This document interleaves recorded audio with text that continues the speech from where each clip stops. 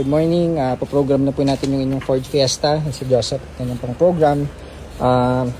Palit tayo ng andito na po yung battery, kinabit na nila kanina, yan.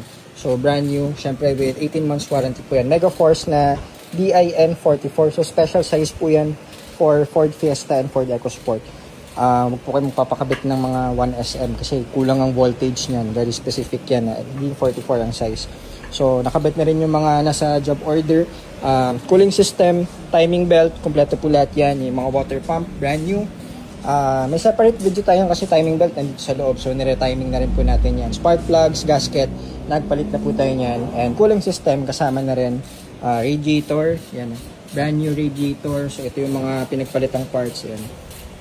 Radiator talagang putik-putik pa. So isipin nyo, 2011, so mag-15 years na tong kotse guys, kaya kulang sa TLC. Ayan, so okay na lahat. Pa-program na natin ngayon TCM kasi nga low voltage. So kapag kasi nakakabili ko yung kotse sa labas, ito galing sa labas to guys, di sa atin nabili to.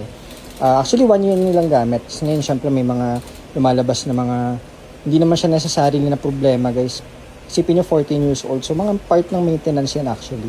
Kaya overdue na nga sobra-sobra na yung pagka-timing niya, dapat ng mga 70,000 pinapalitan yan. So yan, napoprogram na ni Joseph yung inyong EcoSport para magamit nyo na ulit. So yun muna, at update ulit namin kayo. At yung old battery pala, ayan. So pinalitan na namin ng brand new para hindi kayo magka-problem. Lagaan yung kotse nyo, kaya importante, preventive maintenance. Kasi nga, kapag inabutan yan, baka mas malaki yung sira, mas malaking gastos, diba? Kaya PMS lagi, preventive maintenance is key. Ayan, battery, halagaan nyo rin before pag nag-expire yan, palit na kayo para hindi magka-problema yung mga module nyo. Kaya ito, nagsi-ilaw-ilaw yung mga ABS, yan. Lumabas din yung code niya sa TCM kasi yung battery niya talagang patay na. Kumbaga, pag ini-start mo, hindi na talaga kaya yung load. So, ganun lang ang maintenance ng mga, hindi lang sa Ford any car. Lalo na ngayon, puro digital na, mga gauge lahat, computer na lahat yan So, ang lifeline ng kotse, ngayon, lalo na yung mga modelo, kuryente, battery. So, lalo ngayon, puro hybrid yan, mga electric, diba? Lahat yung battery base na yan. So, yun muna, para matapos siya, ma-release natin tong Ford Fiesta nila, sir. Yan, may isa pa tayo doon. So, good morning, Kita Cars.